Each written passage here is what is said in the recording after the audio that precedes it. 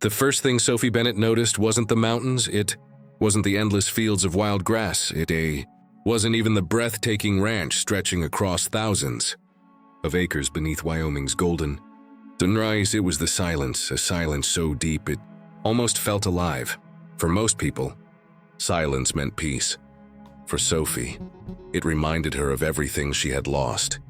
6 months earlier, she had been one of Denver's most successful interior designers.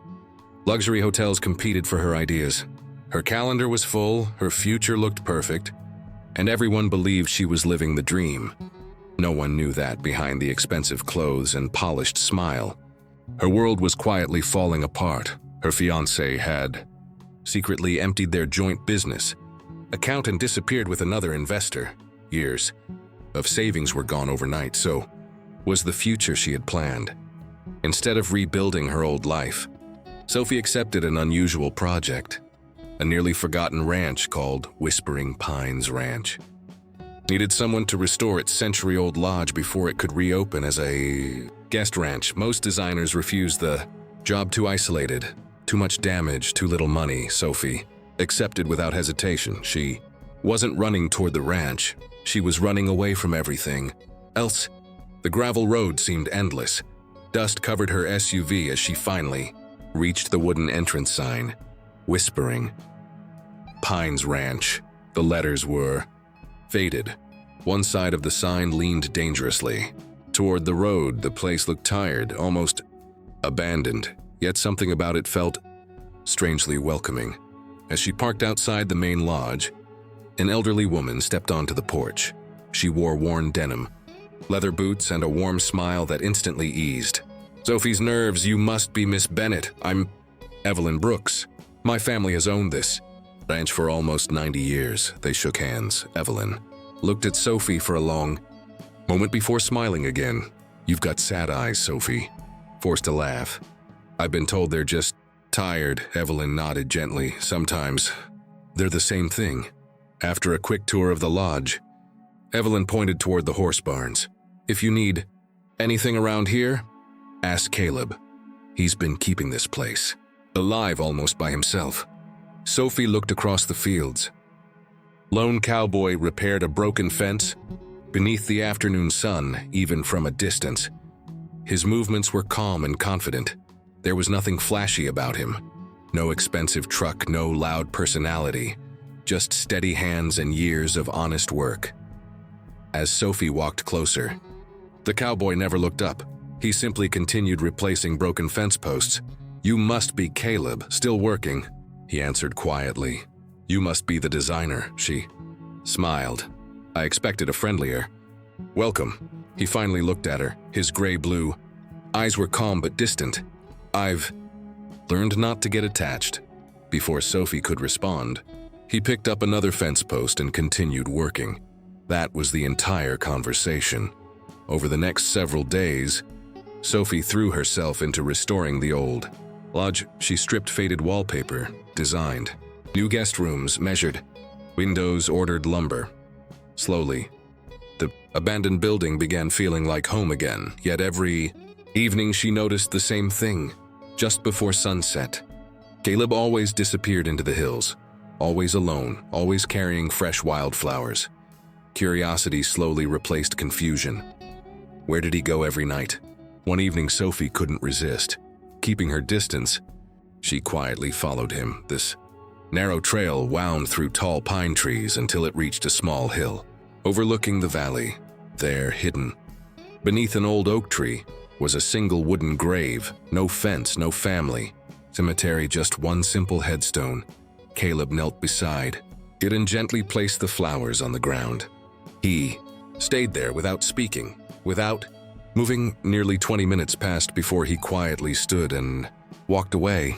He never noticed Sophie watching from the trees. When he disappeared down the trail, Jerry stepped closer. The weathered headstone read, "Jacob Brooks, 1995-2021. A good man, a loyal brother." Sophie felt a chill. Brooks, the same last name as Evelyn. Who was Jacob? And why did Caleb visit him every single evening? The following morning, the ranch buzzed with unexpected excitement. A black luxury SUV rolled into the yard. A sharply dressed businessman climbed out. He introduced himself as Richard Langford. I represent Frontier Horizon Resorts. Evelyn's smile vanished instantly. What do you want?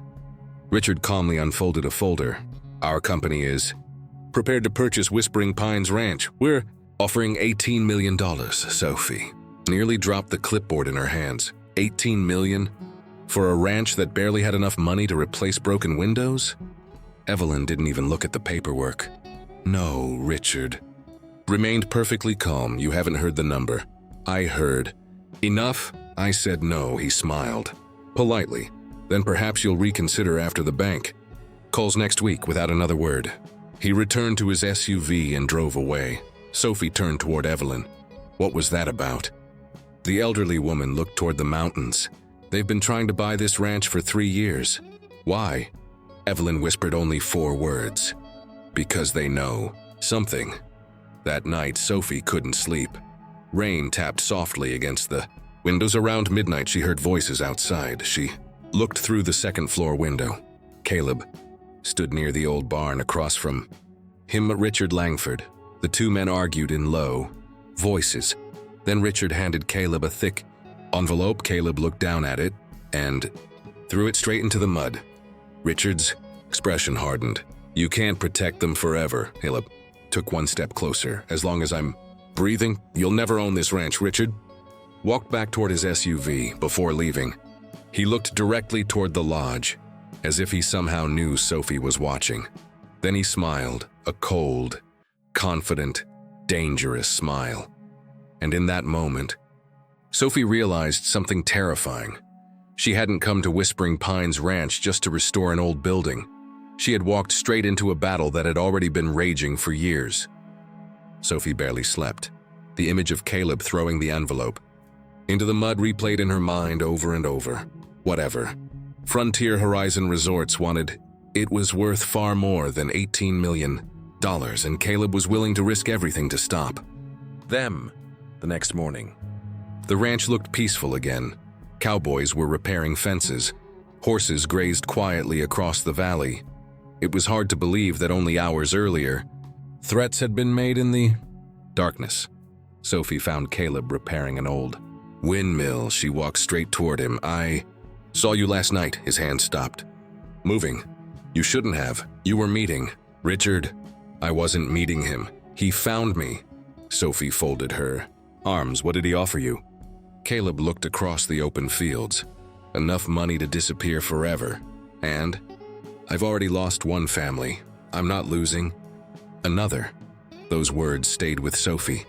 Another family. She remembered the lonely grave beneath the oak. Treat you, Jacob. Was he your brother? Caleb nodded slowly. We grew up together. He wasn't just my brother, he was my best friend. What happened? For several moments, Caleb remained silent. Finally, he answered. 3 years ago, Frontier Horizon started buying ranches around us. Jacob discovered they were threatening ranch owners. He collected proof. He planned to expose them. What happened next? Caleb's voice became almost a whisper. Everyone called it an accident, but I never believed it. Sophie felt a chill. You think they killed him? I think he died because he refused to sell. Later that afternoon, Evelyn invited Sophie into the ranch's old library. Dust covered hundreds of leather-bound books. On one wall hung nearly a century of family photographs. Generations of the Brooks family had lived here. Evelyn carefully opened a faded wooden chest. Inside were maps, old letters, and black and white photographs. She handed Sophie one photograph. It showed Jacob and Caleb standing beside a crystal-clear lake hidden deep in the mountains.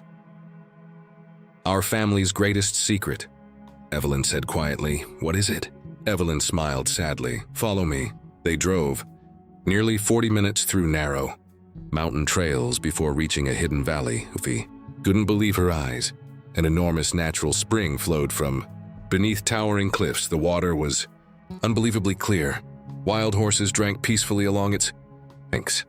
It doesn't even appear on modern maps, Evelyn explained. My grandfather kept it hidden. He believed one day greedy people would come looking for it. Sophie suddenly understood. The resort wants the spring, Evelyn nodded. Not for drinking. They want to build luxury hotels, golf courses, and private villas. They'll drain this valley dry, Sophie looked around. This wasn't just beautiful land, it was alive. Destroying it would change everything. When they returned to the ranch near sunset, something was wrong. Several barn doors stood open, broken. Locks lay scattered across the ground. Hay, bales had been thrown everywhere. One frightened horse had escaped into the hills. Caleb immediately mounted his horse. They've been here. Sophie looked around, nervously. There aren't any cameras. Caleb shook his head. They knew exactly where to hit. That evening, while cleaning the damaged office, Sophie noticed something hidden beneath an old desk drawer. Small leather notebook. Its cover read Kaika Brooks. She carefully opened it. Most pages contained sketches of fences and grazing routes. Then, she reached the final section. Her heartbeat quickened. There were names, company payments, property purchases, license, plate numbers, and one sentence circled in red. Lingu. Someone inside the county office is helping them. This is everything, Sophie whispered. Caleb looked over her shoulder. No, it isn't. He turned to the final page. Someone had torn it out. The missing page haunted everyone. Whatever Jacob had written. Last, someone wanted it gone. The next morning, Sophie drove into town hoping to find another clue. As she walked out of the county records office, she noticed an elderly man sitting alone outside a closed cafe. He stared at her for several seconds before quietly saying, "You're fixing Evelyn's ranch." Sophie nodded. The old man reached into his coat pocket. "I've been waiting a long time for someone brave enough to come back." He handed her a small brass key. "Jacob gave me this the week before he died. He told you see, if anything happens to me, only give this to someone who refuses to sell." Before Sophie could ask another question, the old man stood, tipped his hat, and slowly walked away. That evening, Sophie and Caleb searched every building on the ranch. Finally, the tiny brass key opened an old locker hidden behind loose boards inside the blacksmith shop. On inside sat a dusty metal box. Neither of them spoke. Caleb slowly lifted the A. "Do we there?" Resting on top was the missing final page from Jacob's notebook. Underneath, a flash drive, and beside it a sealed envelope with Caleb's name written across the front in Jacob's handwriting. Caleb's hands trembled as he opened the letter. His brother's words filled the page. "If you're reading this, it means I wasn't able to stop them bones. Don't waste your life chasing revenge. Protect the ranch, protect Mom, and if someone worthy ever comes back to help, trust." Caleb slowly looked toward Sophie. Neither of them noticed the small red light blinking from outside the workshop window. Someone hidden in the darkness had been watching them the entire time. Caleb quietly folded Jacob's letter and slipped it into his jacket. Neither he nor Sophie had noticed the tiny red light outside the workshop, but someone else had. Less than 5 minutes later, the sound of engines echoed across Whispering Pines Ranch. 3 black pickup trucks rolled through the front gate. Richard Langford stepped out first. This time he wasn't pretending to be polite. "I believe," he said with a confident smile, "you found something that belongs to my company." Caleb stood in front of Sophie. "It belongs to Jacob." Richard shook his head. "No, it belongs to the future." His men slowly moved toward the workshop. Before anyone could take another step, Sheriff Mason arrived. His patrol truck stopped between the ranch house and the black pickups. Richard smiled. "Perfect timing. I'm sure you'll appreciate seeing these trespassers removed."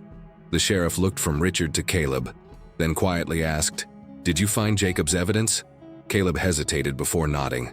Sheriff Mason smiled. "Good." Richard's expression immediately changed. "You knew?" The sheriff calmly replied, "I've known for 3 years. I just never had enough proof." Inside the metal box, the flash drive contained everything Jacob had collected. Hidden recordings, emails, bank transfers, secret contracts. Even drone footage showing Frontier Horizon employees sabotaging ranch equipment to force desperate families into selling. But there was one file that stunned everyone, a video recorded by Jacob himself. He looked tired, but determined. "If you're watching this," Jacob said, "it means I failed to stop them. They're not buying ranches because they love the land.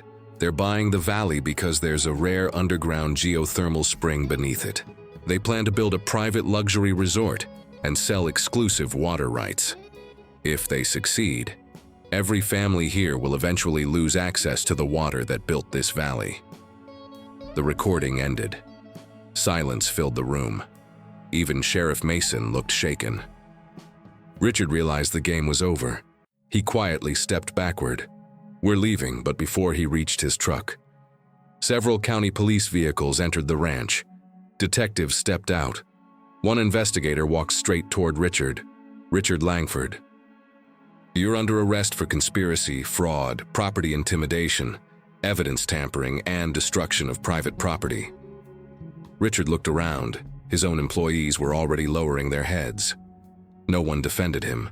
For years he had ruled through fear. Now, he stood completely alone. News spread quickly across Wyoming. Within days, television crews arrived at Whispering Pines Ranch. Jacob Brooks was publicly recognized as the man who had exposed one of the largest land fraud schemes in the state's history. The geothermal valley received permanent environmental protection. No corporation could ever build there again. The neighboring ranches were also protected under a new conservation agreement. For the first time in years, the future belonged to the families who had always called the valley home. Several weeks later, Whispering Pines Ranch officially reopened. The old lodge Sophie had restored welcomed its first guests. Children laughed on horseback. Visitors gathered around evening campfires. The place that had once felt forgotten was alive again. One afternoon, Evelyn handed Sophie an old brass key. "What opens this?" Sophie asked. Evelyn smiled. "My husband's workshop. No one has entered it since he passed away." Inside, Sophie found unfinished rocking chairs, handmade saddles, beautiful wooden furniture waiting to be completed. Evelyn quietly said, "My husband always dreamed of opening a workshop where young people could learn these skills." Sophie smiled. "Then let's finish his dream." Within months, the old workshop became a training center for local teenagers, a place where traditions were passed to the next generation. As autumn arrived, the ranch hosted its first harvest festival in nearly 10 years. Music echoed across the fields. Families gathered beneath strings of glowing lights. For the first time since Jacob's death, Evelyn laughed without hiding her tears. That evening, Caleb walked Sophie to the hill beneath the old oak tree. They placed fresh wildflowers beside Jacob's grave. Caleb looked toward the sunset. "I spent 3 years believing I was protecting this ranch for my brother." He smiled softly. "But maybe he was protecting me." Sophie reached for his hand. "You kept your promise." Caleb shook his head. "No, I kept his." Then he reached into his jacket, not with a ring, but with an old photograph. It showed Jacob standing beside Caleb years earlier. Written on the back were simple words. "One day this ranch will heal someone you haven't even met yet." Caleb handed the photograph to Sophie. "I think he was talking about you." Tears filled Sophie's eyes. She leaned forward and embraced him. Beneath the same oak tree where so much sorrow had once lived. This time, the silence no longer felt empty. It felt like peace. 1 year later, Whispering Pines Ranch had become one of Wyoming's most beloved guest ranches. Visitors came from across the country not only for the mountains, but to hear the story of the family that refused to sell their home. Near the entrance stood a brand new wooden sign, Whispering Pines Ranch beneath it. A smaller plaque carried a single sentence. "Some places are worth more than money, because they remind us who we are." Every guest stopped to read it, and every local smiled, because they knew it wasn't just the story of one ranch. It was the story of an entire community that chose courage over fear, hope over greed, and home over fortune.